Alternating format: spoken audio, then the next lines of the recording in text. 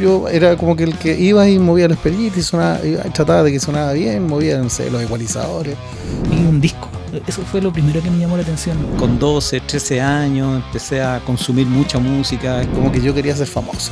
Y yo que era chico me tenía que colgar de una ventana para mirar adentro porque ahí estaba la sala de control. Yo con 12, 13 años no tenía idea de la existencia de un estudio de grabación. Y ahí, claro, ahí como que me di cuenta, yo creo que fue como en la enseñanza media, que más que tocar me gustaba la parte técnica. Ahí me maté la espalda. Pero me acuerdo que en un programa de televisión que no podría precisar cuál, trajeron de invitado a un ingeniero en sonido. Pensar por qué estáis estudiando sonido. O sea, no es una carrera convencional, pues no es como ser médico o cuando uno es chico quiere ser bombero, carabinero. Todavía a los 17, 18 años somos inmaduros como para decidir qué es lo que voy a hacer el resto de mi vida. Gracias.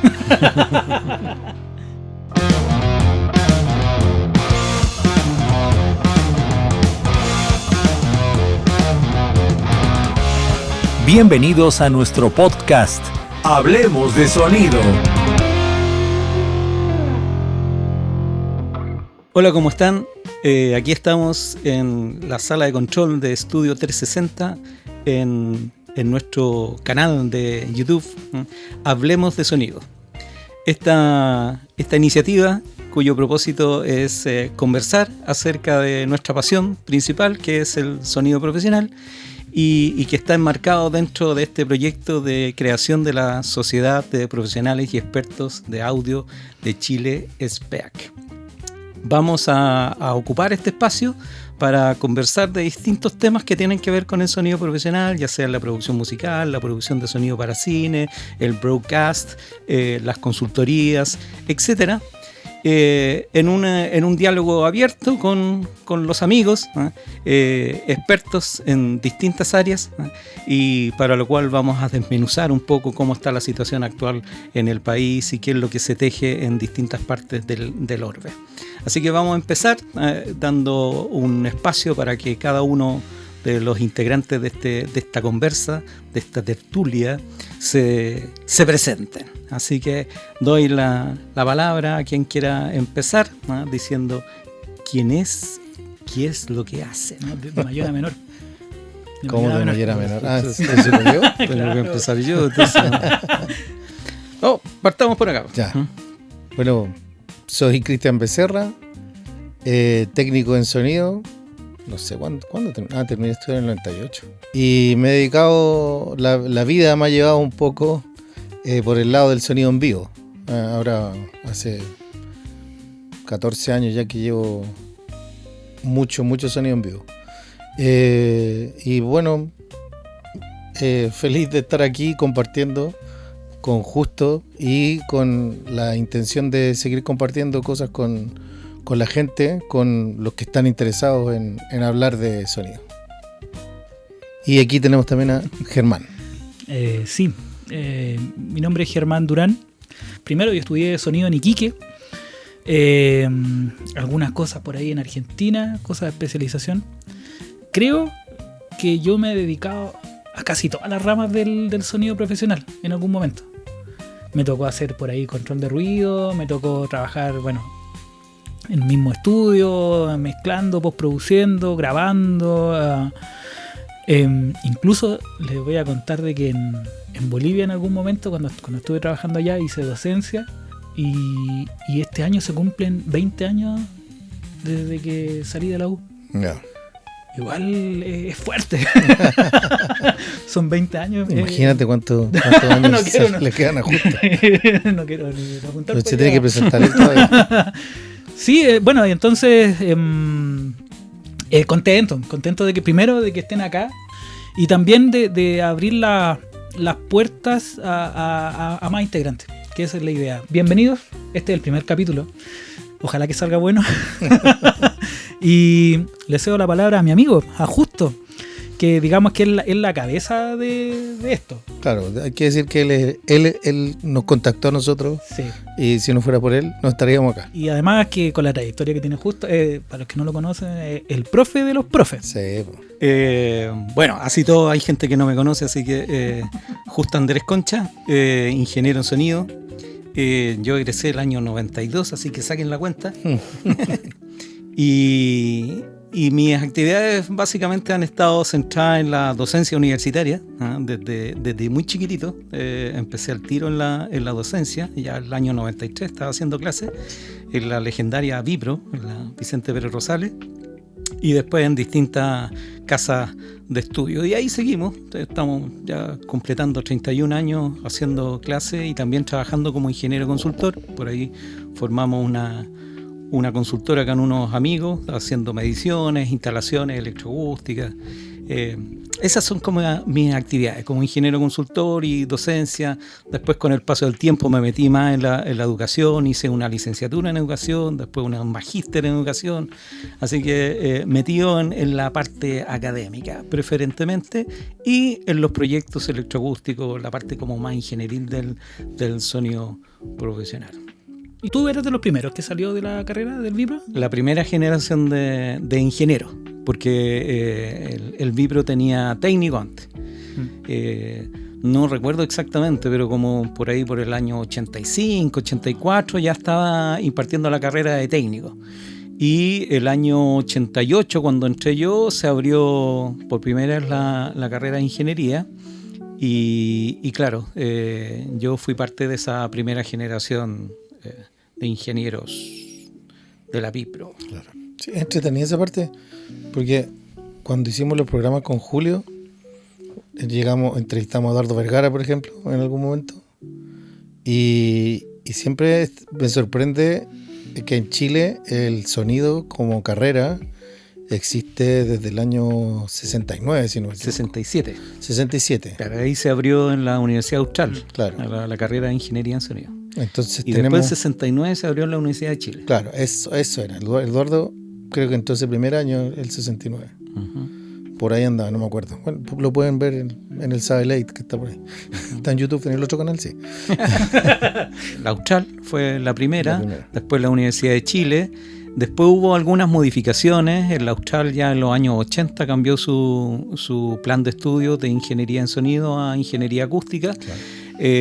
La Universidad de Chile la cambió también porque de hecho cuando yo entré a estudiar estaba la opción de tecnología en sonido en la Universidad de Chile, pero cuando yo di la prueba, en ese tiempo la prueba de aptitud académica, cerraron la carrera para hacer un reestudio, un rediseño.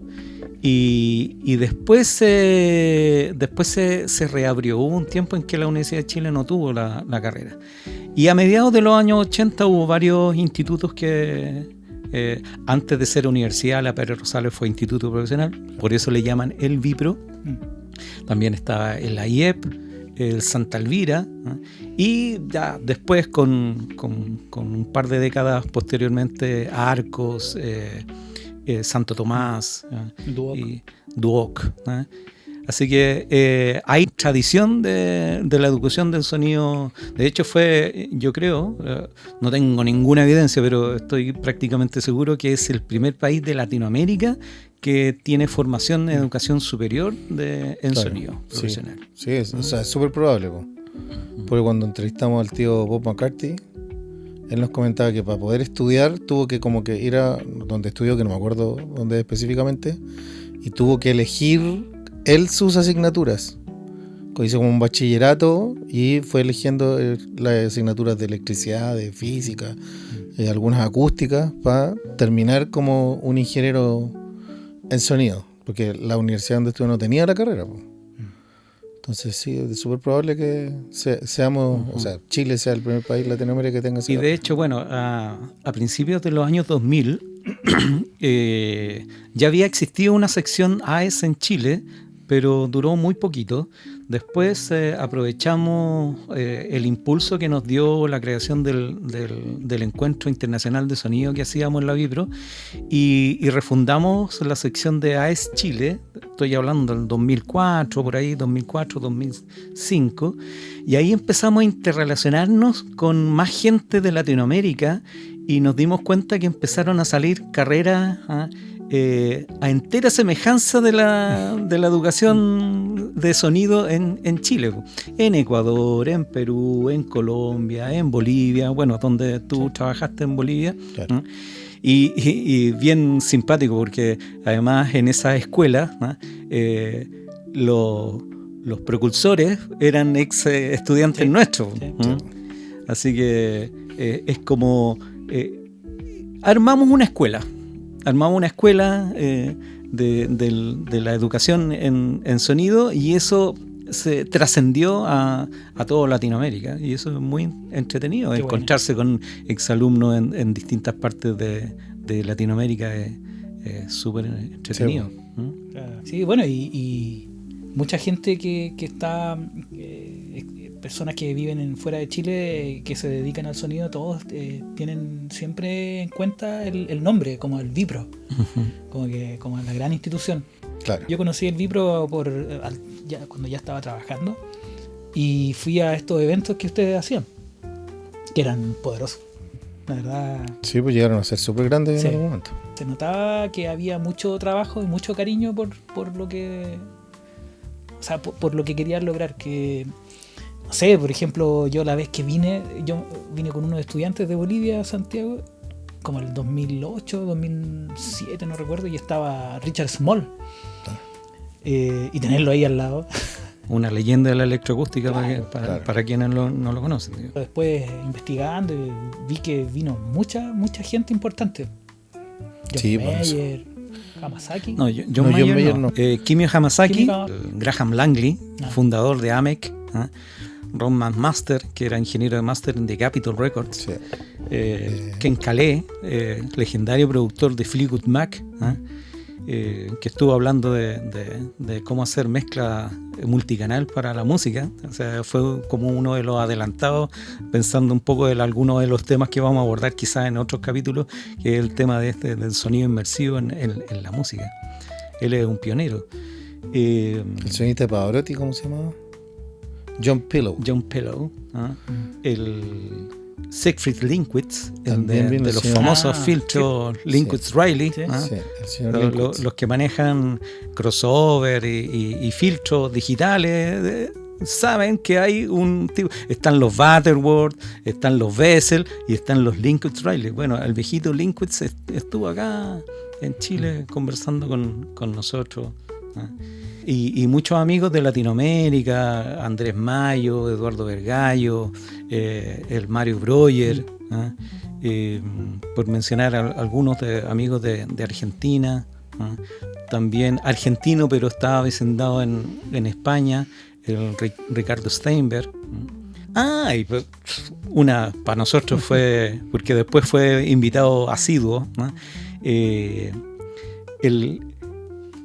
quizás el único, no atrevería a decir que el único, pero ya es extraordinario ganarse un Oscar, ¿no es cierto? Claro. Bueno, este caballero tenía 4 Oscars a la mejor mezcla de sonido en películas. Hizo Amadeus, hizo Apocalipsis Now, hizo El paciente inglés, por mencionarles algunos. Entonces también tuvimos un ganador de Oscar. Ganadores de Grammy. ¿No dijiste cómo se llama así el ganador del Oscar? ¿No dijiste el nombre de ¿cómo se llama? Mark Berger. Mark Berger. Claro. Marquito Berger. Sí. Mark Berger. ¿Se extraña eso? Sí, claro. Bueno, esta iniciativa de alguna manera es como recuperar ese espíritu que existía en esos momentos, ¿no? En eso desde la academia, ahora como las academias están como medias pasivas, ¿no? Hagámoslo desde fuera de la academia. Claro. Bueno, para este primer capítulo, después de presentarnos y hablar de estas anécdotas de los inicios del sonido en Chile y cuál es nuestra experiencia, una pregunta que es muy recurrente, bueno, Cristian también, los tres tenemos experiencia docente, así que claro, sabemos un poquitito de esto, y yo creo que hemos coincidido en esta dinámica o en esta conversación con los estudiantes, que es el ¿por qué estudian sonido? O sea, yo tengo algunos cursos que son de primer semestre, y lo primero que les pregunto es ¿por qué entraste en ingeniería en sonido? ¿Por qué estudiaste? Entonces es interesante, así como recordar, tratar de evocar ¿cuál fue como la primera aproximación? ¿Ah? Quizás no tanto variar la pregunta de por qué estudiaste ingeniería, sino que ¿cuál fue tu primera aproximación al sonido profesional? Que yo creo que es antes de decidir estudiar una carrera. ¿Ah? Entonces, ¿qué me cuentan ustedes? ¿Cuál es su experiencia? Y después yo les cuento mi experiencia. Sí, yo te puedo contar que en mi caso, mi padre tenía algunos equipos. En realidad él es profesor de carrera, es normalista de la José Abelardo Núñez, pero siempre estuvo ligado al sonido. De hecho, siempre me hablaba de que había trabajado con el Teco alguna vez. ¿Con quién? Con el Teco. O sea, una persona súper conocida en el medio, que yo no la conozco, pero que tenía equipo y él había trabajado con él. Y de repente él, claro, tenía unas cajitas, tenía micrófonos, tenía un deck. Y ahí yo empecé como a linkearme, ¿cierto?, con los equipos. Claro, que igual partí un poco antes que con la música, ¿ah? Empecé a tocar guitarra, tenía un teclado en la casa, pero de repente ya cuando estaba más grande, empecé a dar cuenta que cuando íbamos a tocar con los cabros, que teníamos una banda, que se llamaba Los Tarros Boys, buena banda, me di cuenta que en vez de tocar, yo era como que el que iba y movía las perillitas y sonaba, y trataba de que sonaba bien, movía, no sé, los ecualizadores y algo cachaba, pero bien intuitivo en ese momento, sin aprender, sin saber mucho. Y ahí, claro, ahí como que me di cuenta, yo creo que fue como en la enseñanza media, que más que tocar me gustaba la parte técnica. Al principio, claro, como que yo quería ser famoso, o sea, tener un hit y ser famoso cuando estaba chico, pero después caché que no, que lo mío eran las perillitas. Claro, y así, uno de los primeros acercamientos en la casa, hice una canción, pues. Entonces no tenía multipista, pues. Tenía un deck, como ese que tenía ahí, y tenía un deck y una radio picante. Entonces ya grababa. Me acuerdo que tenía un micrófono, lo conectaba al deck y grababa, no sé, por la guitarra. Listo. Y después sacaba el cassette, lo ponía en otra radio y volvía a poner el cassette acá, sacaba la guitarra de vuelta por el lado izquierdo, por ejemplo, y por el lado derecho conectaba el bajo. Entonces le hacía el bajo a la guitarra. Y después salía con el cassette, sumaba el L y el R por un mismo cable y volvía a entrar, no sé, por el lado izquierdo y el lado derecho conectaba el micrófono para grabar la voz. Y así iba agregándole cosas a mi cassette. Estamos hablando del año 90, no sé, por ahí, ¿ya? O antes, claro, antes puede haber sido. Y esa ya fue como que ahí caché, o sea, no sé si ahí caché, pero siempre me acuerdo que eso fue como un experimento que fue haciendo para grabar una canción, pues, sin tener idea de multipista y de esas cosas, pues. Entonces parece que iba para allá la cosa hace rato. Ese es como mi primer acercamiento al sonido. Gracias. Igual la historia es como bien estilo Geoff Emerick, cuando agarraba las pistas en la grabación de los Beatles y que de 4 canales empaquetaba. Sí, pues.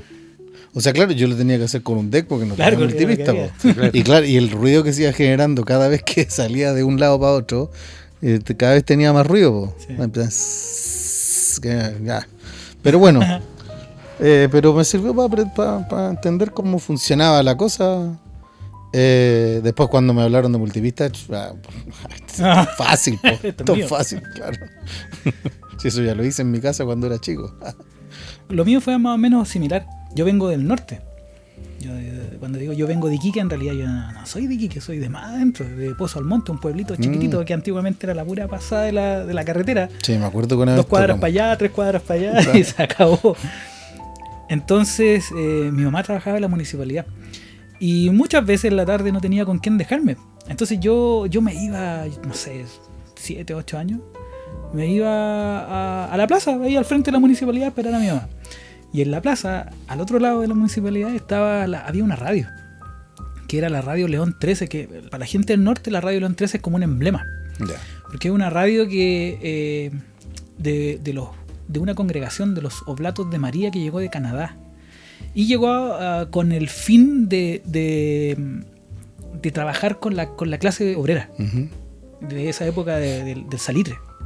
Entonces, la primera radio se instaló en la oficina sanitaria Victoria. Ahí nació la radio León 13, que tenía un eslogan, decía: al servicio de Dios y la comunidad. Y como era una radio canadiense, tenían financiamiento y llegaban equipos de afuera. Entonces, tú ves las fotos de la radio León 13 de aquella época, las ves ahora y no tiene nada que envidiar. Claro, ahora todo es digital, pero era una radio con equipos que hoy en día otras radios desearían tener. Entonces, cuando cerró la oficina sanitaria Victoria, la radio se trasladó a Pozo Almonte. Abrió el año 80. Y bueno, ya más adelante yo iba a jugar a la plaza esperando a mi mamá y un día se me ocurrió ir para la radio. Porque había como una recepción y yo que era chico me tenía que colgar de una ventana para mirar adentro porque ahí estaba la sala de control. Entonces cualquier persona que llegaba podía ver cómo se hacía la radio. Y ahí yo quedé impresionado. Primero porque vi un disco. Eso fue lo primero que me llamó la atención. Cómo no podía creer, y todavía hoy en día me sigue sorprendiendo, cómo en un elemento, ¿sí?, como un disco, puede salir música de ahí. Había máquinas de cinta.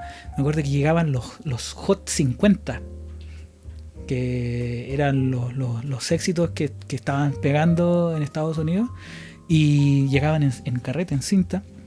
Y bueno, y al final me gustó tanto que todos los días me iba a meter ahí. Y había un señor que un día me dijo: entra, pasa. Y ahí yo quedé maravillado. Y este señor, que era como el radiocontrolador de la radio en aquella época, es de hecho súper amigo mío. Él tiene la edad de mi papá y él es electrónico. Entonces ahí en el trabajo que él hacía en la radio como radiocontrolador también caía pero paradito, porque además hacía mantenimiento de los equipos. Entonces, por otro lado, él tenía un pituto y él era el que arrendaba los equipos de amplificación, que hoy en día lo sigue haciendo. No sé si dije el nombre, él se llama Jorge Pérez. Y él arrendaba los equipos de amplificación para todas las ceremonias de la municipalidad. Uh-huh. Entonces yo iba allá y le ayudaba, como ya lo conocía. Ahí me maté la espalda.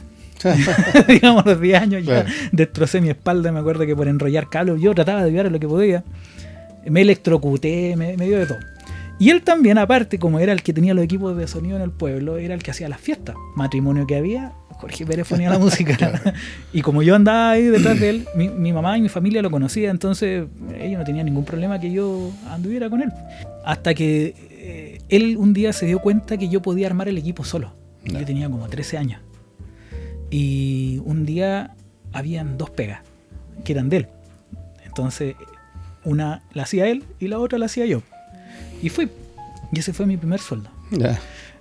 Después yo le terminaba comprando las cosas él mismo. A él le compré mi primer mezclador, mi primer deck. Después la época de poner música en la fiesta. Mi primer parlante me acuerdo que lo hice con un cajón de té. Estos que llegaban a la zona franca. Con un cajón de té. Sí, un cajón de té. Claro. Y la parte de adelante donde iban montados los parlantes le puse un cholguán. Y ahí un hoyo, 2 parlantes y listo. Y bueno, yo ahora me acuerdo de esa época y lo miro con harta nostalgia, porque creo que son cosas bonitas finalmente de eso hice mi carrera más adelante. Sí. Entonces, claro, en las condiciones en las que yo trabajaba haciendo lo que podía con lo que tenía, y aún así se hacía y funcionaba. Sí. Entonces, bueno, y así cuando yo ya tenía 16, 17 años, estaba estudiando en la media, y yo ya tenía mi equipo de amplificación, que digamos que era relativamente pro. Entonces trabajaba a la par con él. De repente yo le pasaba pega a él, o él que tenía más pega me pasaba a mí. Y bueno, y después ya estudié, y muchas de las cosas técnicas de la práctica yo ya en parte las conocía. Claro. Entonces no se me hizo tan difícil estudiar, pero sí me di cuenta que era lo mío, que era lo que me gustaba. Es difícil por ahí pensar por qué estás estudiando sonido. O sea, no es una carrera convencional, pero no es como ser médico, o cuando uno es chico quiere ser bombero, carabinero, pero sonido. O basurero. Claro. ¿Quién no quiso ser basurero? Claro. Pero para subirse al camión así. Claro. Pero yo creo que desde chico que no sé, de los 13 años que empecé a trabajar, entre comillas, en esto, la pasé súper bien.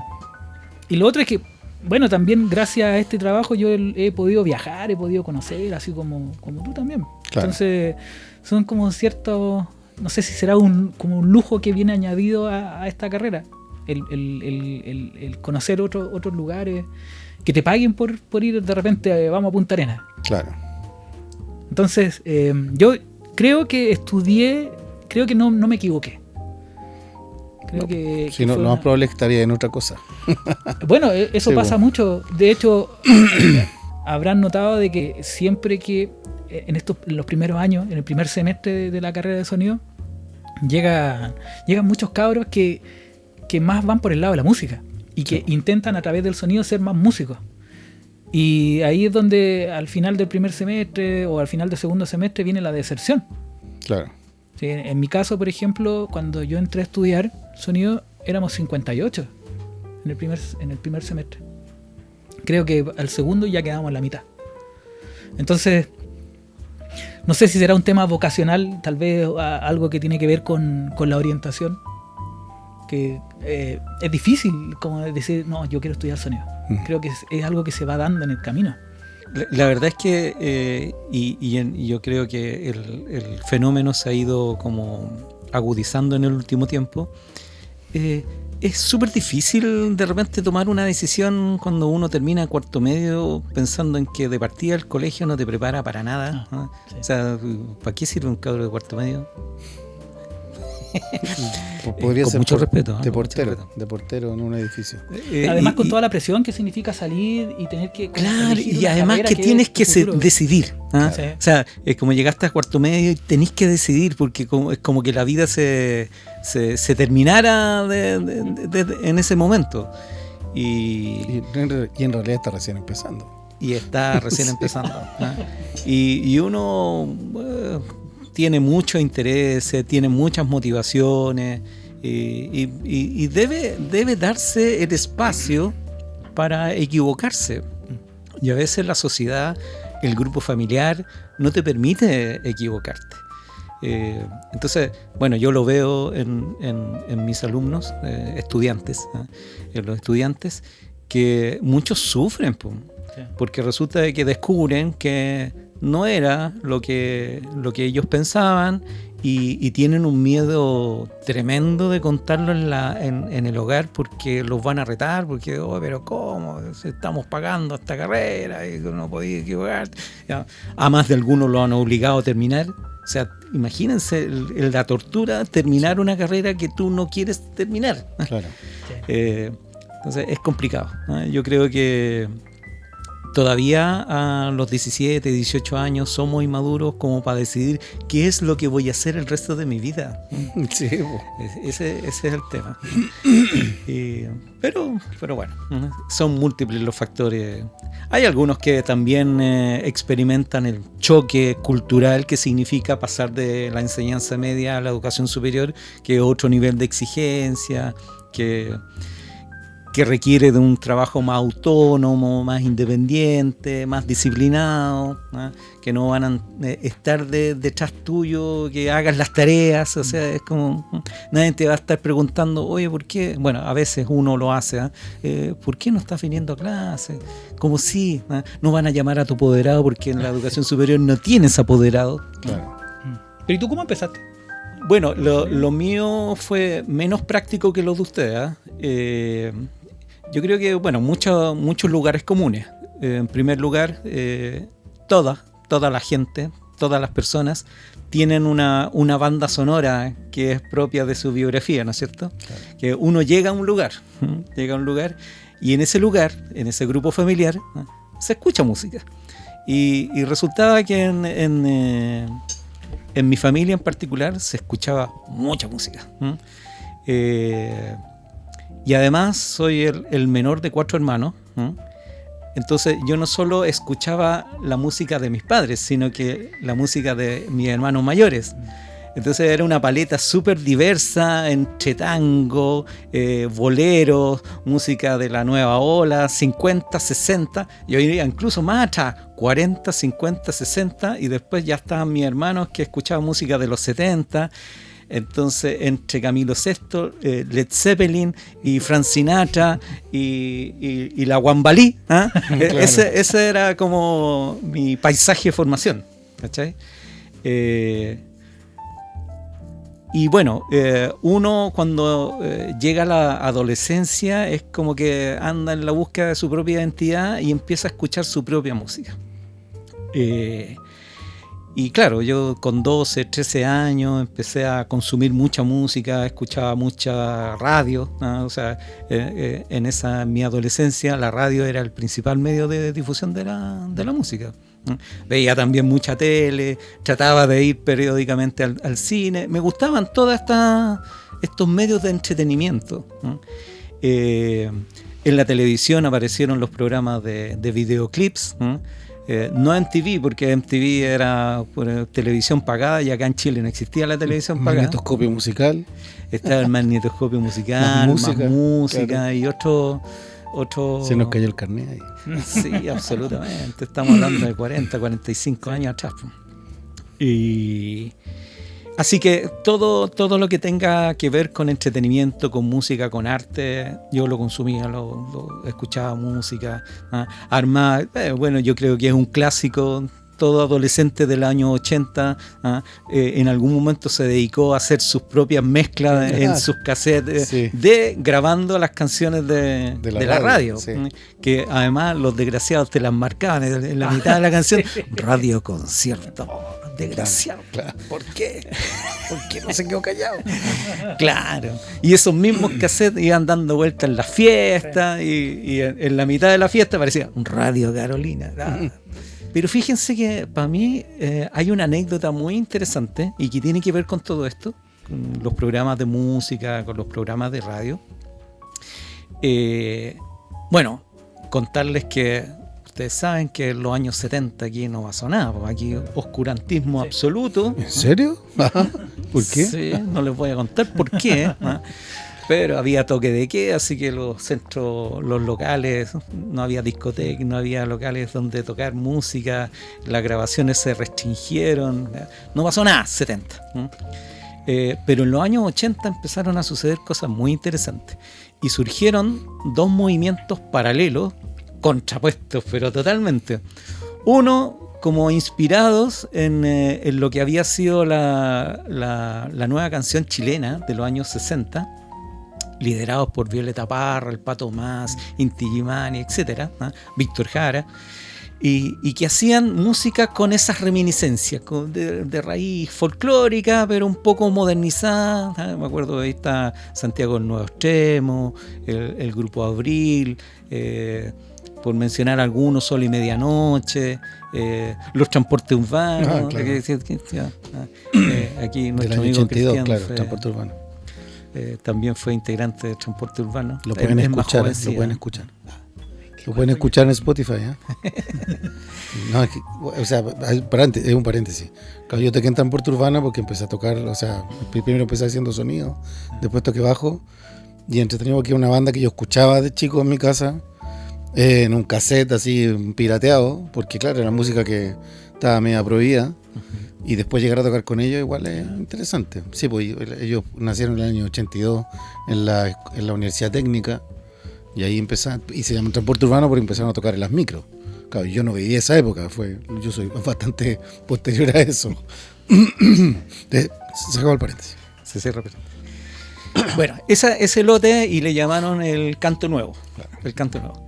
Y paralelamente había un movimiento rockero inspirado en todo lo que había pasado con Argentina, en la Guerra de las Malvinas, que se habían prohibido las canciones en inglés en la radio. Entonces ahí todo un incentivo para que salieran músicos nuevos, jóvenes. Y ahí, bueno, el líder fue Charly García, que tomó las banderas y todos lo siguieron, el Luis Alberto Spinetta, y de ahí salieron bandas legendarias como Soda Stereo, como los G.I.T., que se llamaban Hit, pero acá la llamaban G.I.T., el Virus, Miguel Mateos.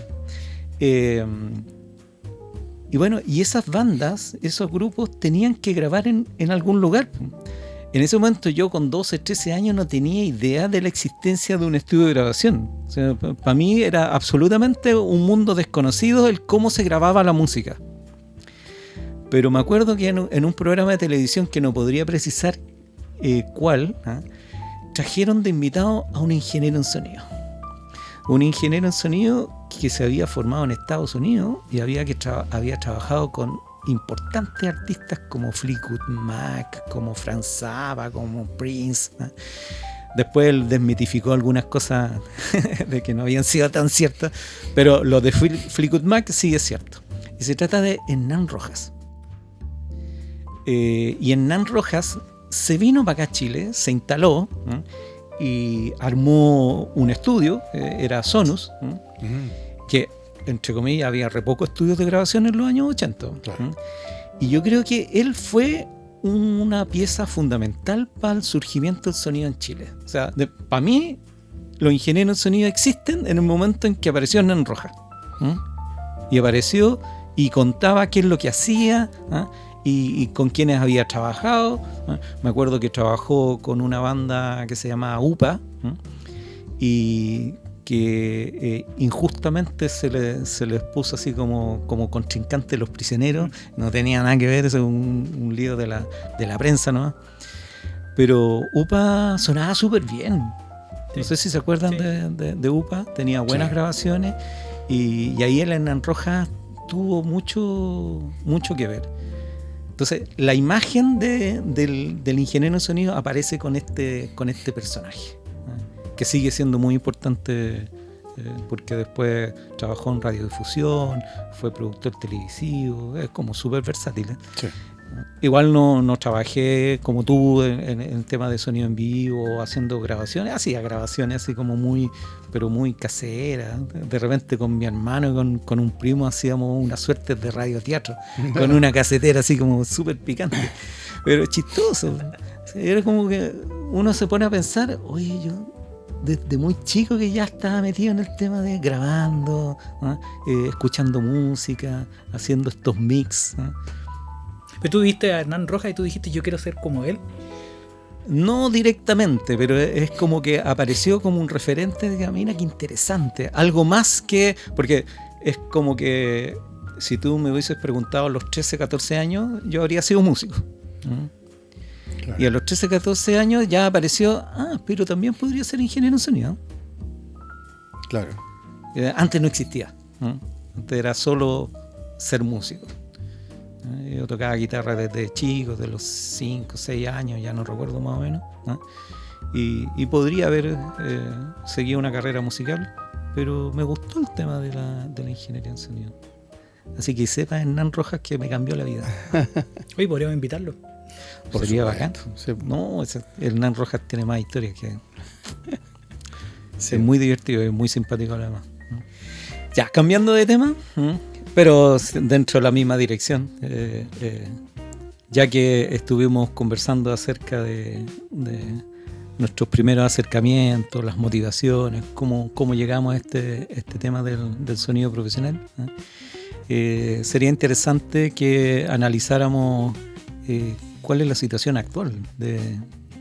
Yo sé que es un tema muy amplio, porque cada uno de los ámbitos en los cuales se puede desarrollar un profesional del sonido da para un programa completo. Claro.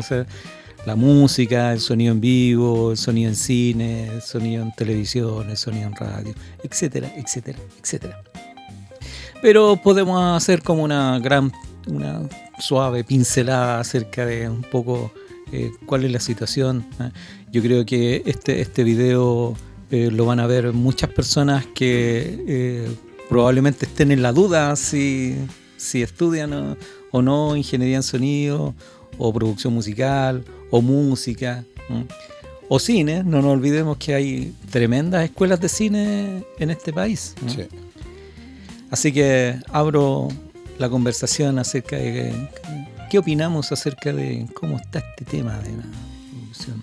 Conociendo un poco cómo funciona el medio, sobre todo del sonido en vivo, que es lo que más me dedico en este momento, creo que comparando de repente con otros países, en cuanto a equipamiento, por ejemplo, estamos súper bien. O sea, no hay, todas las marcas potentes de consolas, de parlantes, ¿cierto? Y de equipamiento en general están disponibles en Chile. Hay que pagar, llegan, se demoran un poco, pero hay soporte técnico. En ese aspecto yo creo que en sonido en vivo, por lo menos estamos súper bien. O sea, se hacen estos festivales, el Festival de Viña, Lollapalooza, el REC en Concepción, y creo que no tienen nada que envidiarle a los festivales que se hacen afuera en Europa o en Estados Unidos. Sí, tenemos técnicos de RF, ¿cierto? De radiofrecuencia. Hay ingenieros de sistemas súper capos en Chile. Y gente a cargo de la producción técnica. O sea, en esos eventos, súper bien. Pero claro, pasa también que hay eventos locales o más chiquititos donde entran otras empresas que son más chicas y ahí de repente hay algunos problemas, que la gente no tiene tanta educación, por ejemplo, con el tema de la radiofrecuencia, que es cada vez más común, ¿cierto? Con el ajuste de sistema y que los cables malos y un montón de detallitos que van saliendo. Pero siento que por lo menos en el sonido en vivo, en general, uno puede moverse desde Punta Arenas hasta Arica y vaya a tener parte de una ficha técnica, un rider técnico que se puede cumplir, y podéis tener a los Jaivas, podéis tener a los Tres, podéis tener a cualquier banda chilena en cualquier parte de Chile. Ya las internacionales es un poco más complicado, pero las internacionales en Santiago sin ningún problema, ¿cierto? En Movistar Arena o en el Estadio Nacional, donde sea. Bueno, algunos problemas con el suelo, pero son otros problemas que pasan ahí. Concepción también, ¿cierto? Que tiene una empresa súper grande y que tiene buenos equipos. Entonces yo creo que en ese aspecto, en sonido en vivo, estamos bien en Chile.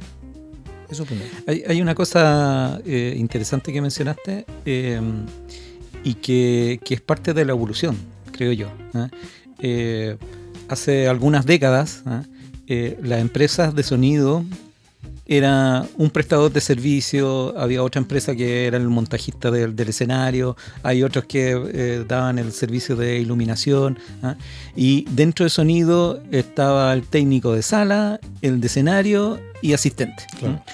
Y en el último tiempo han aparecido nuevos roles. Mencionaste el técnico de RF, que hoy en día es fundamental, sí, muy importante.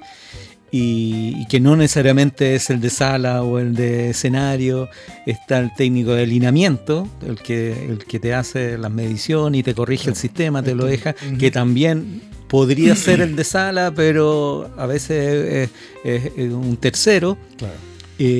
Está el técnico de backline, que el backline solía ser como el espacio que era parte de los artistas, ¿no es cierto?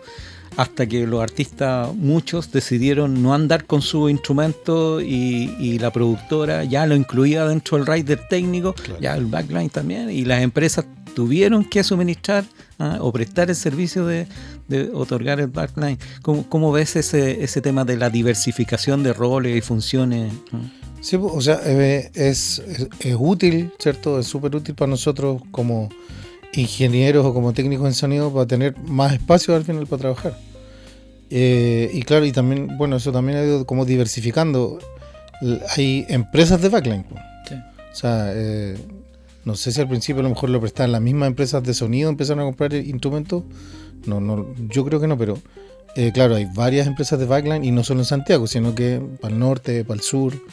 Y eso permite, claro, que bueno, bandas como, no sé, por los Tres se muevan a Arica y no tengan que llevar la batería, no tengan que llevar el equipo de bajo, ¿cierto? Sino que a lo mejor las puras guitarras, los teclados, las cosas que son más fáciles de mover, y eso también hace que sea más barato el movimiento. Pero claro, es muy útil porque al final tenéis más puestos de trabajo, hay generando más puestos de trabajo en una empresa de refuerzo sonoro.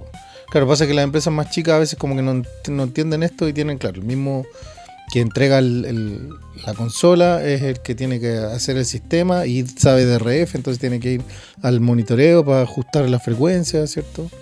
Y después van a buscar la batería. Claro, después van a buscar la batería.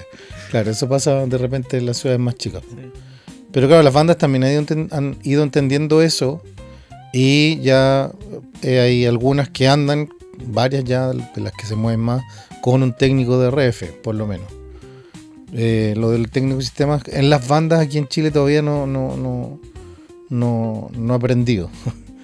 Pero sí se sabe que de afuera de repente vienen las bandas con un técnico de sistema y él es al final que termina ajustando el sistema junto con el que está a cargo del sistema nacional, ¿cierto? Para que la cosa suene bien en todas partes. Y está el streaming también, pues no nos olvidemos del streaming que ya hoy en día también está casi como sí, sí, pero una función, pero claro, eso igual fija. Siento que eso sí que es para los festivales grandes. O sea, en lugares chicos se hace un streaming y te llega el amigo de la radio local o de la municipalidad que lo va a conectar a un computador para que la cosa se transmita por Facebook, por ejemplo, o por YouTube, y te pide una copia del LR nomás. Y estéreo, no, mono nomás.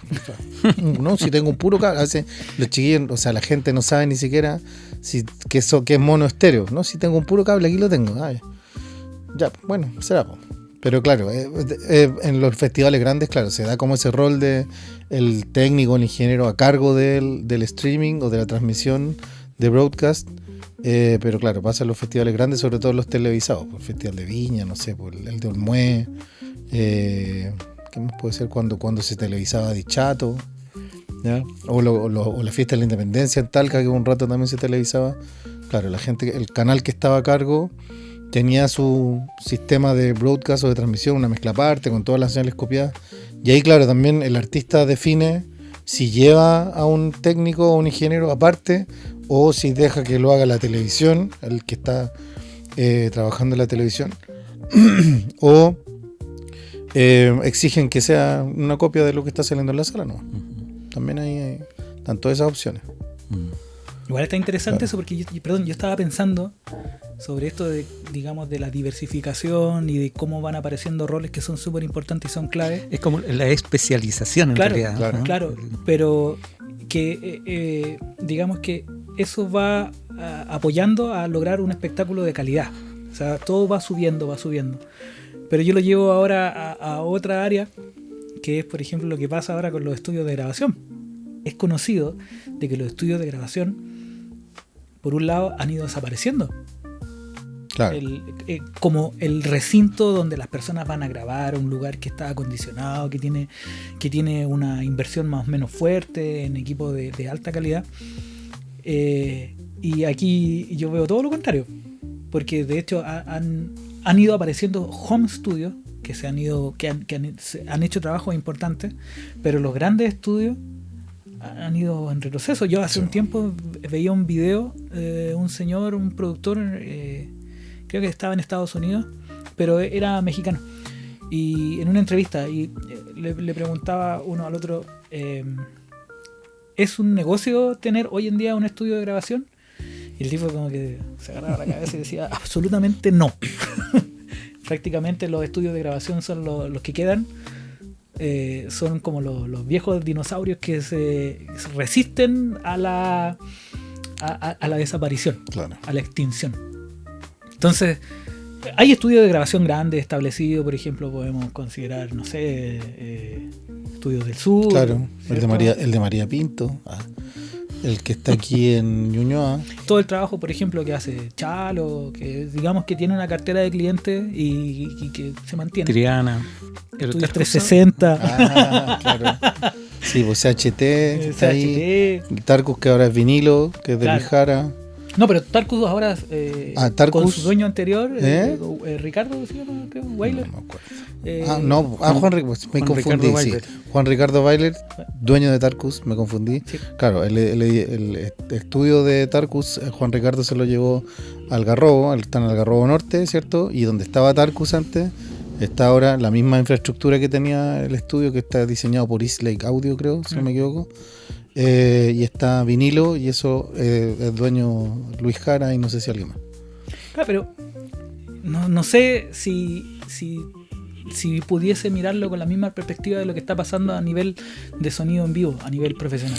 O sea, como que en sonido en vivo aparecieron equipos, hay todas las consolas del planeta.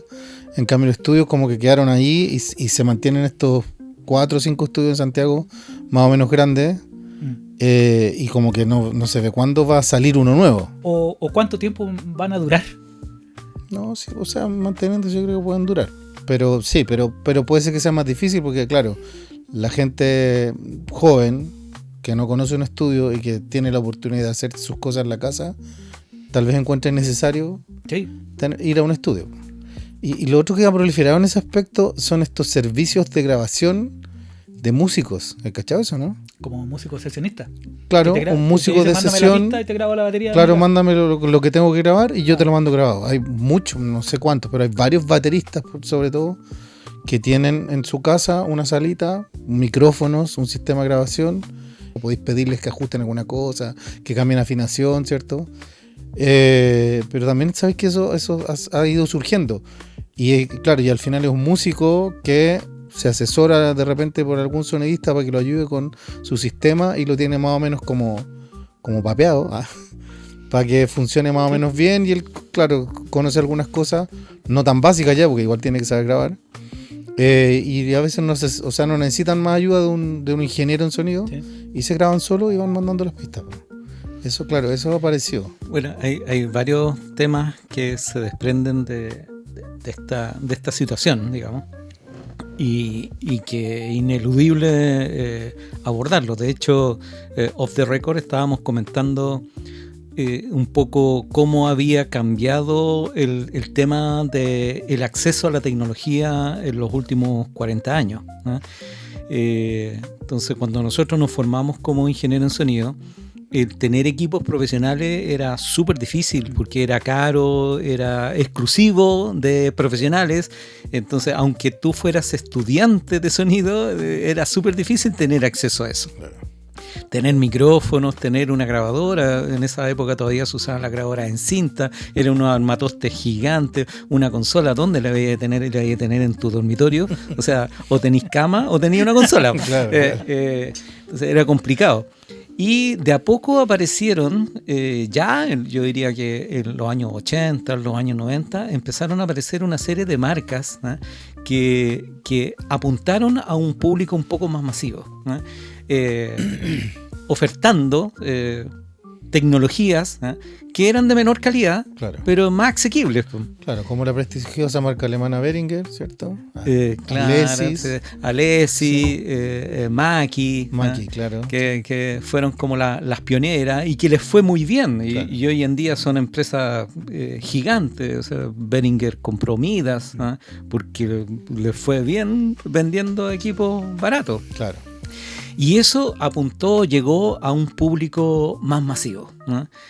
Y después apareció, se desarrolló la tecnología digital y aparecieron los software y los plugins, las Digital Audio Workstation, y hoy en día es súper fácil adquirir una interfaz, un micrófono pro, y tener un mini estudio en tu dormitorio. Ya no tenéis que sacar la cama, sino que tener un rinconcito, y un micrófono, una interfaz, tu computador que trabaje más o menos adecuado con algún editor y unos monitores relativamente decentes, y ya puedes hacer cosas. Claro. Ese es un tema que ha influido harto en el tema, o sea, la irrupción de las tecnologías digitales. Ese es un tema. Hay un documental muy interesante, muy entretenido, que se llama Sound City, que fue producido por Dave Grohl, y que cuenta la historia de este legendario estudio que se llama así, Sound City, que es donde se grabaron legendarios álbumes, como Nevermind de Nirvana, por mencionar algunos. Y ahí cuentan la debacle del proceso hasta el punto en que tuvieron que cerrar y vender todos los equipos que tenían ahí, porque incluyendo una consola que construyó el mismísimo Rupert Neve ahí adentro, extraordinario. Eso como para nuestros oyentes y televidentes, no sé cómo llamarles, Que lo busquen y Sí. vean ese documental, es muy Hay una interesante. historia Sí, bien bueno. interesante ahí de que uno de los socios del estudio, de este estudio grande, de Sound City, se compró el cuento del mundo digital y Ya. armó un estudio al frente. Y todo era digital. Y se llevó a todos los clientes. Y ahí comenzó más o menos la debacle de este estudio. Cuando grabó Nirvana, el estudio ya estaba en la decadencia. Ya iba para abajo. Y se seguían haciendo hits. Claro. Claro. Y por otro lado, súmale el tema de que aquí el tema de la piratería es un tema crítico. O sea, yo a veces les pregunto a los estudiantes qué editor usan para hacer sus cosas. Unos tendrán FL Studio, que es el más popular. Otros tienen Ableton, trabajan harto en Ableton porque además es muy amistoso para hacer música, Claro. el Ableton. Y unos pocos tienen Cubase y otros están todos Pro Tools. Pero cuando tú les preguntáis y de todos ustedes, ¿cuál tiene una versión original? Claro. Claro, que cosas que no podíais hacer con una consola. Sí. Cosas que no podíais hacer No, con no otras podíais cosas. comprarte una consola pirata. O una grabadora pirata, una grabadora Claro. multivista Sí. en una pulgada, ¿no? Claro. Que incluyendo las cintas era cinta era cara. era súper cara. Entonces hubo un mayor acceso, hay un mayor acceso para los jóvenes de 14, 15 años hoy en día. Tener acceso a eso es muy cotidiano. Claro. Y lo otro que yo mencionaría como factor de lo que estaba comentando Germán es el de la pandemia. La pandemia es un hito que yo creo que vamos a recordar toda la vida, que fue toda una experiencia, ¿no es cierto? Tuvimos como 8 meses en cuarentena. Claro. Una cosa es la pandemia y otra que en cuarentena no podíamos salir de la casa. Claro. En sonido en vivo eso fue fatal, porque Sí. de hecho hubo Fue muchas más de un empresas año. que tuvieron que cerrar, que no se permitían eventos en vivo. Pero para la industria de la grabación fue un desafío al ingenio. ¿Y cómo no lo rebuscamos? Entonces, eso que tú cuentas de gente que graba en sus casas, yo creo que son reminiscencias de la pandemia. Claro. Porque Sí. como no podíamos juntarnos en el estudio, ya que el baterista grabe de su casa. Claro. Sí, pues, tienes toda la razón. Bueno, y de hecho hubo muchas producciones que se hicieron de esa forma, donde dividían la pantalla Claro. y en una parte estaba el baterista tocando en su casa, el guitarrista, y cada uno se grababa por su cuenta. O sea, a mí me tocó mezclar no me acuerdo, 4 o 5 canciones del Andrés de León desde las casas. Pues. Entonces, claro, los chiquillos me mandaron todas sus pistas, porque claro, el baterista tenía la opción, no, fue con una batería electrónica, pero claro, me mandó todo separado. Entonces después yo lo mezclé en la casa, te lo mando de vuelta, lo pegaron con el video, uy, qué bonito, listo. Claro, hicimos, bueno, hasta con el transporte urbano hicimos eso. Les pedí que mandaran cosas grabadas desde el celular. Y ahí corregimos, tratamos, el baterista me mandó una pura pista, todo junto, sufriendo ahí por tratar de mezclar algo. Pero, Claro, y pero junta lo las hicimos, dos sí. cosas. Sí. Junta las dos cosas. Entonces estamos frente a esta situación. Claro. Grabemos, po. Sí, po. Cada uno en su casa. Pero no tengo nada. Cómprate, po, ¿no? Claro. Y ahí el baterista debe haber buscado y se encontró con un drum set, así como súper barato, 40 lucas, rasca los micrófonos, pero le permitió hacer su Claro. Mucha grabación. gente que se dedicaba a la venta de equipos decían en esa época que se acabaron las interfaces. Ah, sí. No habían interfaces. Claro. Es que no había nada. Sí, yo me acuerdo que intenté comprar un NT1, ¿no? Con nuestro querido amigo Roberto Aliaga. Vamos a hacer a ver si nos auspicia ahora, Roberto llame ya. Aliaga. Aliaga Sonido es la mejor tienda del mercado. Y él me contesta, no, profe, ¿por qué me dice profe? Fui profesor del profe, está agotado. Ah, pero ¿cuándo podrá llegar? No, yo creo que unos 5 o 6 meses más. ¡Oh! ¿Y qué hago Claro. por mientras? Y me compré otro, me compré un Blue. El que pillaste por ahí. Claro. Y también pasó con unos monitores, los monitores que quería no estaban, tuve que comprar otro y así por el estilo. Entonces se produjo falta de stock, Claro. porque de partida las importaciones se ralentizaron y otra que había mucha demanda, mucha Sí, gente po. comprando. Oye, tú, Germán, bueno, y aparte tú de producción musical, y de hecho en el último tiempo has estado más metido en post. Sí. ¿Y qué ha pasado en el último tiempo con respecto a esto? Creo que mi caso es especial, porque yo tengo una lista de clientes con los que trabajo todo el año. Entonces, no te podría decir que he tenido una merma. ¿Sí? Digo esto porque el comentario más común en el mundo audiovisual es que todos te dicen, no, está mala la cosa, todo está malo. Como que queda la idea de que hay mucha gente haciendo lo mismo.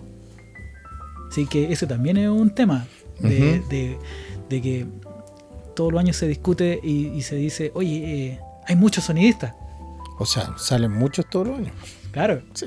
También creo que la pandemia, de cierta forma, cambió algunos métodos de trabajo.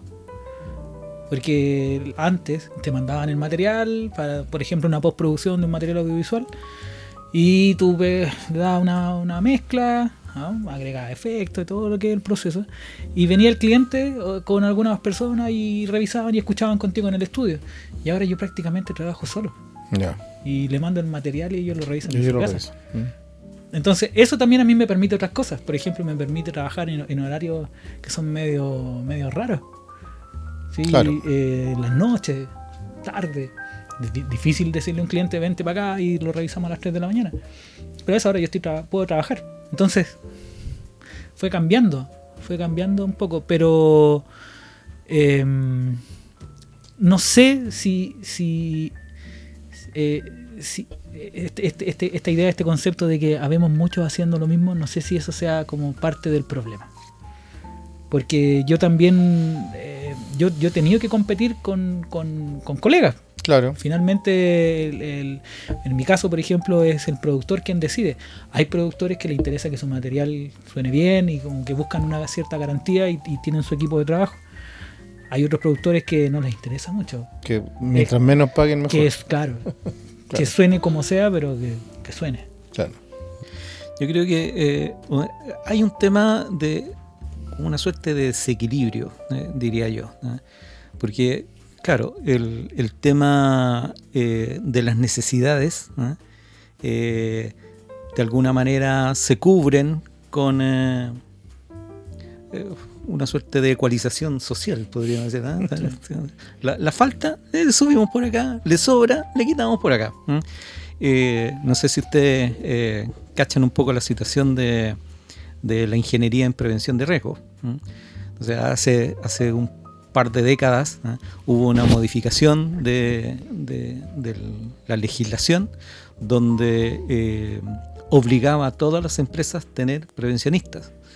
Y prevencionistas eran formados en una o dos universidades y se acabó, y de un día para otro necesitamos cubrir todo el mercado nacional con prevencionistas, y así todas las universidades y todos los institutos sacaron la carrera y todos encontraron pega, pero ya todos tienen pega. Claro. Y por lo tanto ahora los nuevos prevencionistas ya no tienen a dónde trabajar porque ya están cubiertas las plazas. Yo creo que es el tema que nunca ha explotado es la producción en Chile. O sea, pasémosle la pelota a los realizadores. O sea, es cierto, a lo mejor es correcto que hay demasiados sonidistas para la producción que hay, claro, artística. Sí. Pero en ese sentido yo soy optimista al respecto. Más en un ámbito que en otro. Por ejemplo, en el ámbito de la música, también lo conversábamos off the record, que cuando nosotros éramos niños, las escuelas de música que existían eran las escuelas tradicionales y que más bien estaban orientadas por a la música sinfónica, a la música clásica. El que quería tocar cumbia no tenía dónde estudiar. Claro. Y desde los años 90 hasta esta parte sí han aparecido un sinnúmero de escuelas de música. Cada vez hay más músicos y buenos músicos en este país. Lo que necesitamos, los sonidistas, es que se pongan a hacer cosas. cosa. Claro. Que no jueguen a ser sonidistas, sino que jueguen a ser músicos. Y hagan nuevas producciones musicales. Donde soy menos optimista en el área audiovisual, que también me llama la atención porque hay muchas escuelas de audiovisuales. Hay escuelas de cine, de comunicación social. Entonces debería estar lleno de festivales de cortometraje, llenos de series chilenas en los servicios de streaming y en los canales de televisión abiertos y pagados, y nuevos estrenos de películas en los cines. Pero eso no sucede. Probablemente porque los costos de producción son gigantes. Entonces un productor cinematográfico en este país tiene que encalillarse hasta, no sé, el 2060 para financiar su película. Claro. Ese es un tema que creo que hay que tratar de levantar el medio artístico y hacer que los realizadores se atrevan. Hay cosas muy interesantes que se pueden tomar de referencia. Yo no sé cuál es la situación actual, pero me acuerdo que un postproductor muy, muy destacado argentino, José Luis Díaz, mezclador de películas como Relato Salvaje, El secreto de sus ojos, muy buenas películas por lo demás, si no las vieron, véanlas. Nos contaba que en Argentina la gente, el IVA que se pagaba por ir a las salas de cine iba a un fondo común para financiar a producciones nacionales. Ya. Eso es una buena idea. Es una buena idea. Sí, Y acá, pucha, es como difícil, incluso bajemos medio punto, digamos, el impuesto del IVA y queda la escoba en nuestro honorable. Claro, queda la escoba con otras cosas porque al final los fondos de cultura. Claro, pero no una cosa salen, tan simple. O sea, no sé si salen de ahí exactamente. El IVA que paga la gente al ir a la sala de cine, que a lo mejor no es mucha, pero algo será. Sí. Sí, Y que vaya a este fondo a lo cual puedan concursar los realizadores para hacer su película. Sí, pero es que claro, no sé qué es lo que está mal o qué es lo que no funciona bien. Porque ¿supiste que Jorge Ali hizo una película? Sí. Hace poco.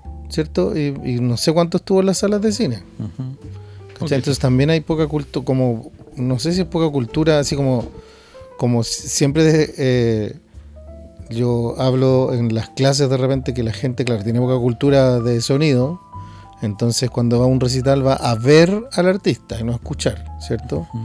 Y están dispuestos a pagar no sé cuántas lucas por ir a ver a Shakira, ahora que sacó una fecha más, pero no quieren pagar por ir a ver a los tres, porque lo pueden ver gratis de repente en una feria aquí y por allá, o en un evento municipal, ¿cachai?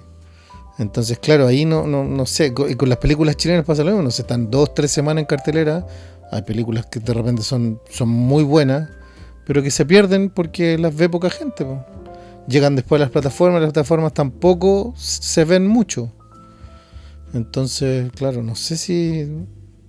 Bueno, siempre llego a la misma conclusión que al final la educación es el problema. Desde que estamos partiendo en el colegio. Y una política de Estado en el área de cultura. Claro. O sea, yo tengo la suerte de que mi hijo mayor estuvo en una escuela artística. Y eso también hay pocas. O sea, allá en la Florida donde vivo hay una, dos, no sé, creo que yo conozco una por lo menos, no sé si hay más. Y en Santiago, ¿cuántas escuelas artísticas hay así, de colegios artísticos? Entonces eso también va aportando a que la cultura suba. Sí, yo creo que tenemos un problema desde el colegio, donde los alumnos les cuesta leer, ¿cierto? Si les cuesta leer, menos van a entender, o les cuesta más a lo mejor entender lo que pasa con una película. Y ahora con las redes sociales, esto de que 2 segundos y vamos descartando cosas, menos te va a ir a sentar al cine a ver una película. Bueno, les cuento una anécdota el año pasado.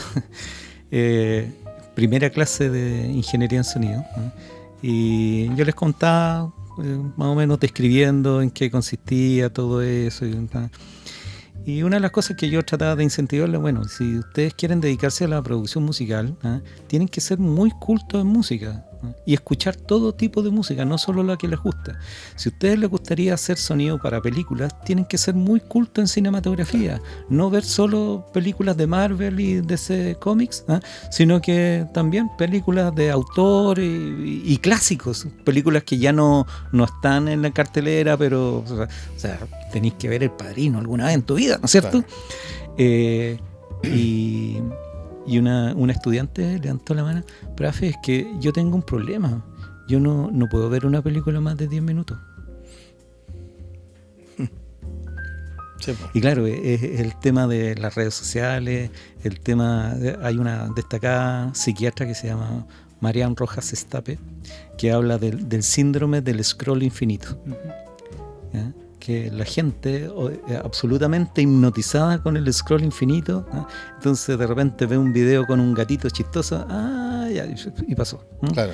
Y listo, y al otro estímulo, y al otro estímulo. Entonces, ¿qué va a ver una película de Scorsese que duran 3 horas? ¿No? Sí, sí. Pero es que no va a faltar el cineasta que saque una película y que meta las 2 horas, la sinteticen. Es que va a traer, claro, o sea, yo creo que va... Bueno, Relatos Salvajes son ¿cuántos? Son como 10 cuentos en una película. Yo creo que va a pasar eso, que de repente van a hacer, no sé, pues videos o una película así con cosas súper cortadas, como para tener esta sensación de que está ahí todo el rato, que todo el rato están pasando cosas. Y filmada en verticales. Claro, y van a estar en vertical. Claro, va a ir al cine y vaya a perder 2/3 de la pantalla. Claro. O te dicen, si usted está sentado frente al ecrán, por favor, gírese 45 grados. Claro. Sí, ahí yo creo que hay un desafío para el futuro, y vuelvo a insistir que creo que tiene que partir desde el colegio, de que los chiquillos aprendan a leer y que tengan la paciencia para leer un libro que tiene 400 páginas y que la cosa, que entiendan que es una historia que tiene un desarrollo y que no es una cosa que va a pasar inmediatamente, ¿no? Y de ahí yo creo que van a tener la gente que viene en el futuro de ver una película y estar 1 hora, 2 horas concentrados viendo algo. Y valorar la actividad artística. Si el arte es fundamental para el desarrollo humano, digámoslo así. Parece como de cliché, pero es verdad. Claro. Entonces, si, no sé, me imagino, yo creo, estoy seguro, en Europa, en Francia, en Alemania, la niña te dice, papá, quiero estudiar violín, y te emocionás y dices, uy, pero por supuesto, busquemos la mejor escuela. Acá, papá, quiero estudiar piano, y se te cae la cara, y ¿de qué vaya a vivir? Claro. Bohemio. Es que estudia algo primero y después estudia el piano, claro. No sé, estudia para ser contador y de ahí la guitarrita, ¿ya? Claro. Y ahí algunos descubren ingeniería de sonido, puede ser, esa sí, porque es una ingeniería. Claro. Y llegan a los ingenieros que en el fondo quieren ser músicos. Claro. Bueno, en el ámbito más mío, no docente, sino que en el área más de los proyectos de ingeniería, yo creo que después del sonido en vivo fue el ámbito más afectado por el tema de la pandemia. O sea, ahí los proyectos se cerraron, pero incluso antes, yo diría que desde el estallido social, ahí ya se cortó todo el cuento. Se priorizaron otras cosas, no hubo más instalaciones. Más encima, a Chile le está yendo pésimo en el fútbol, y lo comento porque fíjense que uno de los periodos donde más pega tuvimos fue para el Mundial de Brasil. Porque resulta que todos los pubs, todos los bares, todos los restaurantes querían renovar su sistema porque querían mostrar los partidos, y ahí hicimos muchas instalaciones. Entonces, el Brasil fue el último mundial que fue. El último mundial que fue Chile. 2014, claro. 2014. Sí, no, ya olvídalo, el que viene, olvídalo. Está súper. No sé, ¿están jugando ahora? No, a las 9. ¿A las 9? Para los que vean después, estamos grabando el mismo día que está jugando Chile. Igual lo vamos a editar así. Lo vamos a editar así que no lo van a ver. Si Chile queda eliminado, ahí pues también puede ser un posible... ¿Una oportunidad? Claro. ¿Para qué? Para retirar el sistema. A llamar a los pubs. Necesita retirar el sistema. Claro. funciona. Hay que Buena buscar. idea, buena idea. Hay que ser creativo en estas situaciones de crisis. Claro. Pero bueno, después de eso tuvimos que cerrar porque en el fondo era puro gasto, no había ningún ingreso. ¿Ah? Igual éramos unas consultoras chiquititas, no hacíamos grandes proyectos, teatro, mall, ¿ah? Pero hacíamos instalaciones bastante modestas y me parece que de buena calidad. Así que la tuvimos que cerrar. Ahí como tuvimos como un impacto más o menos fuerte del tema pandemia. Pero tengo la impresión de que está mejorando. Hay algunas empresas que sobrevivieron, sobre todo aquellas que hacen este servicio de instalaciones y además distribuyen equipos de audio. Y hay algunas del área de las consultorías acústicas que también se han dedicado al área, como han creado una división electroacústica y hacen instalaciones de audio. Bueno. Y además esto viene acompañado, también está muy ligado a la actividad en el área de la construcción. Y la construcción ha estado un poco deprimida, entonces, pero ya va a partir de eso, va a volver. Se están haciendo cosas bien interesantes. Está la eterna promesa del anfiteatro del GAM, ¿no? Está el nuevo teatro de la Universidad de Chile que va a estar detrás del Teatro Baquedano. Están las líneas del metro, que ahí, bueno, normalmente son transnacionales las que participan y se ganan esos proyectos. Tremendas licitaciones. Pero bueno, hay que participar en las licitaciones públicas. Claro, Entonces, claro. es una de las actividades que una empresa que se dedique a eso tiene que tener contemplado. Porque muchos de los proyectos son con recursos públicos. Municipalidades, colegios municipales, Sí. hicimos muchas instalaciones en colegios municipales. ¿Ah? A propósito de eso, ¿ah? Hay una gran cantidad de teatros de Arica a Punta Arenas que son de propiedad municipal. Sí. O sea, no hay ciudad que no tenga un teatro municipal. Y eso requiere de una instalación de audio. Claro. Otro ámbito que está relacionado con el sonido profesional es lo que los gringos le llaman el broadcasting, ¿no? Y que se refiere explícitamente a la radio y la televisión, ¿no?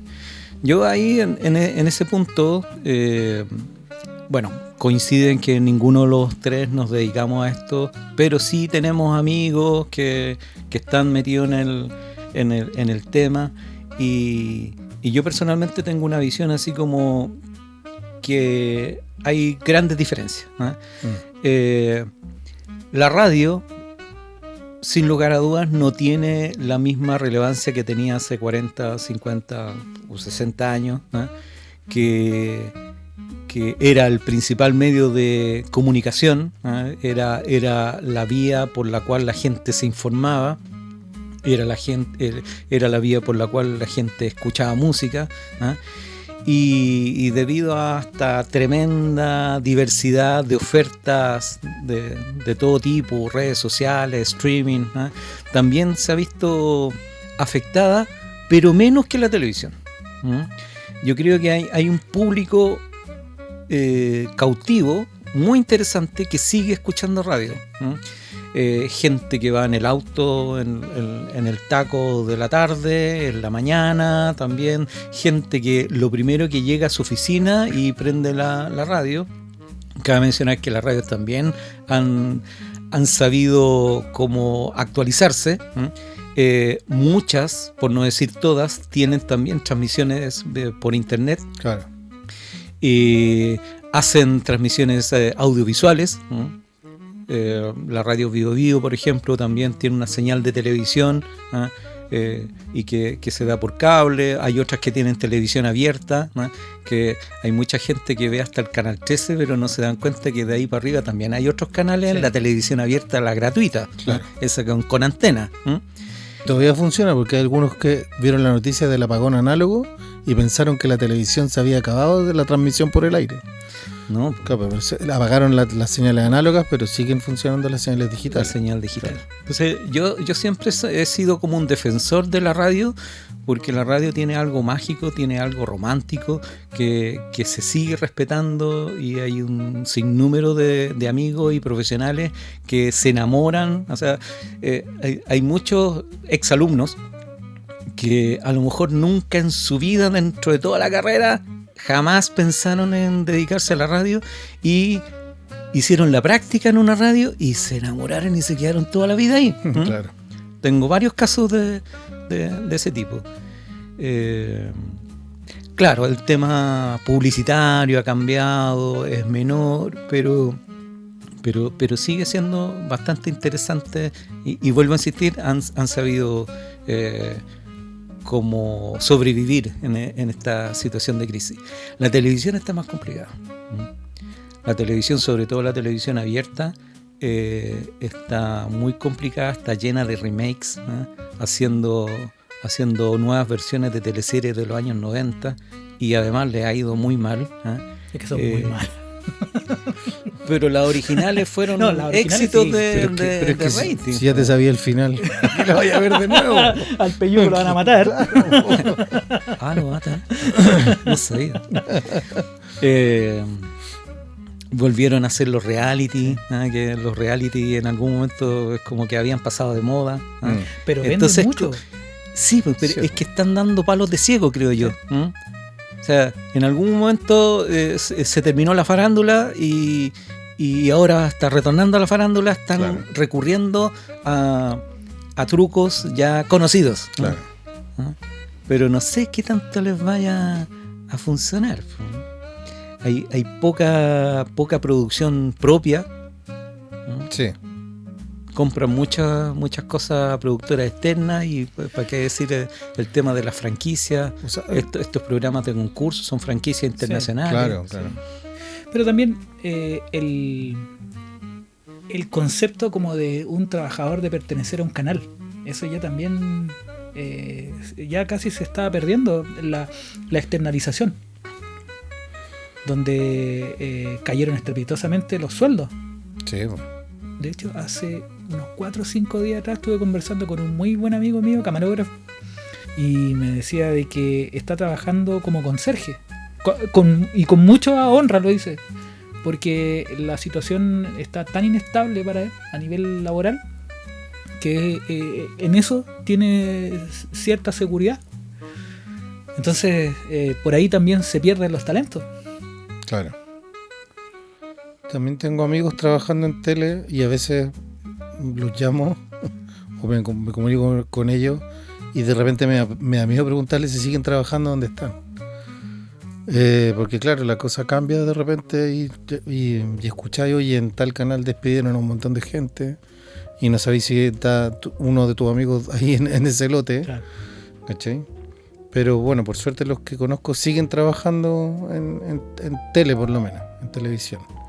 Pero sí, la externalización de los programas, de los canales, hizo que bajara mucho el nivel de entrada de todos los que estaban ahí, de todos los que están en las productoras externas. Y hubo un rato que eso pasó harto. O sea, bueno, ahora también sigue pasando eso. A mí también me pasa algo similar a lo tuyo, con ciertos amigos que conozco que trabajan en televisión. Como que da cosa decir, oye, ¿cómo estáis? ¿Cómo está la pega? ¿Cómo está la pega? Porque en cualquier rato te pueden decir, no, estoy de Uber. Claro. El trabajo dignifica, o sea, sí, está bien, pero pucha, ¿y dónde queda el talento, la vocación? La vocación. Claro. Trabajar en lo que tú... Bueno, a mí me pasó una vez, yo tuve que manejar Uber alguna vez en mi vida porque fue un año que hubo mucho incendio y se cayeron las pegas, y en esa época yo creo que todavía no estaba contratado en INACAP, no me acuerdo qué año de haber sido, no sé. Entonces no recibía plata en el verano. Pero me acuerdo que tuve que, para tener entrada extra, ir a hacer Uber. Pues, era como cualquier pega. O sea, sí. Bacán. Pues, o sea, yo creo que el trabajo, como dicen, dignifica. O sea, a mí no me da vergüenza hacer otras cosas. ¿Cachai? Claro, me gusta mucho lo que hago, pero también me gusta manejar. Me entretengo manejando. Así que lo pasé bien, conversar con gente, salía de la casa. Porque sabía que no iba a tener pega, porque habían tanto incendio que todos los eventos municipales se fueron cayendo. Pero sí, o sea, al final, si no estás diciendo lo que te gusta o para lo que estudiaste, tenés que buscar otra opción. Sí. Y ahora es súper común eso igual. O sea, hay un montón de gente que se cambia de rubro y sigue haciendo otras cosas. ¿Para qué les voy a hablar de mi señora? Eso es porque personas que estén viendo o otro escuchando día. esto se van a bajonear. No, Van a es querer que- ir a trabajar todo en sonido en vivo. pero es que o sea, el sonido en vivo yo creo que no muere, o sea, sigue subiendo Sí. y siempre hay necesidad de hacer cosas y en este país sigue dándole, o sea, hay gente que quiere ver conciertos, ¿cachai? Aunque haya un puro mono en el escenario, como el Bad Bunny o los cabros que hacen trap, pero sí hay gente alrededor ahí que va a trabajar. Sí. A lo mejor menos músicos, pero igual necesita ahí toda la parte técnica. Igual, aunque sea una persona cantando con una pista. Bueno, a propósito de eso, ha habido una modificación en cuanto a la dirección artística de los eventos de música urbana. No sé si se han fijado, Sí, po. porque claro, al principio la mayoría de los cantantes urbanos cantaban sobre pista y con suerte contrataban a un grupo de baile que los acompañara para que no se vieran tan pelados en los escenarios. Pero ya cada vez más recurrente que se presenten con músicos ahí en vivo, tocando con batería acústica, guitarra eléctrica. Y me parece muy interesante eso, que estén mejorando desde el punto de vista de la propuesta visual, artística, sonora, ¿ah? Entonces una cosa es la grabación y otra cosa es la puesta en escena, Claro. ¿ah? Que sea atractiva. Sí, efectivamente, yo me acuerdo cuando el Bad Bunny estuvo en el Festival de Viña y el escenario de la Quinta Vergara es gigante, súper Sí, grande. Entonces, y además salió vestido de conejo y era como raro así ver un Gil que está saltando, ¿no? Sin nadie. Claro. Era pobre, Sí, pues sí. pobre, sí, viendo a un La puesta en artista escena era de pobre. fama mundial, ¿ah? Y ahora lo están enriqueciendo. Eso es muy interesante, Sí. muy interesante. Y también se realimenta con lo que estábamos mencionando del quehacer de la gente de sonido. Claro. Sí. Pero bueno, un poco para terminar en alto y no en bajo, yo creo que, bueno, música va a haber siempre, Sí. toda la vida. Van a cambiar los géneros, van a pasar de moda, van a aparecer otras formas de hacer música y se va a necesitar que alguien las grabe. Producciones audiovisuales van a seguir existiendo. A lo mejor la sala de cine con mucho dolor, porque a mí me encanta ir al cine a ver películas, creo que es una experiencia intransferible, Sí. que el streaming no te la cambia aunque estés en la comodidad de tu casa, en tu living, en tu dormitorio, ahí. No es lo mismo que ir al cine. Pero sí reconozco que existe serios riesgos de que la sala de cine desaparezca. Claro. Sin embargo, las producciones audiovisuales van a seguir existiendo. Sí. ¿Ah? Y van a seguir existiendo la necesidad de montar sistemas en lugares, boliches donde vamos a tocar, tomar un traguito, etcétera. Entonces, el audio profesional, el sonido profesional va a seguir existiendo. Ahí a lo mejor en algún momento se va a regular, se va a equilibrar y la oferta y la demanda va a entrar en una mecánica más normal, digamos, por decirlo de una manera, ¿ah? Pero eso va a seguir existiendo. Y lo interesante es que en este país tiremos el carro para el mismo lado, ¿ah? Y tratar, y que yo creo que esta iniciativa tiene ese propósito de ir como relevando el tema artístico, cultural, tecnológico, científico. No nos olvidemos de la parte científica, ¿ah? Que es hacer investigación en sonido profesional, que se hace nada, Sí. se hace muy poco, ¿ah? Entonces, la sociedad que estamos creando es un espacio para nerds y geeks del sonido profesional, ¿ah? A todos los que les canta este tema y quieren publicar sus actividades, mándennos sus noticias, mándenos sus papers, sus artículos, ¿ah? Y nosotros a través de nuestras plataformas vamos a tratar de difundirla, ¿ah? Y también súbanse, porque una sociedad está constituida de muchas personas, ¿ah? Así que bienvenidos a todos los que se entusiasmen por participar con nosotros. Yo creo que ahí habría que hacer notar la dirección de la web, que es www.speak.cl. Claro, no es SPEAC con C, no con K, porque no creen es que Speak. es como Speak. Claro. Ese es back. Quisimos que se pareciera, pero Sí, para que se sumen y nos retroalimentemos. Sí, yo creo que esta es una buena instancia en donde todos pueden participar y todos podemos crecer. sí, pues yo también creo que esa es la idea. Les voy a hablar a la cámara. Yo también creo que esa es la idea, que invitados todos a compartir sus experiencias de alguna u otra manera. Si quieren estar aquí o presentar algún escrito, que tengan alguna cosa que quieran compartir, por favor, estamos abiertos. Que se sumen a esta nueva sociedad que justo nos invitó aquí a crear.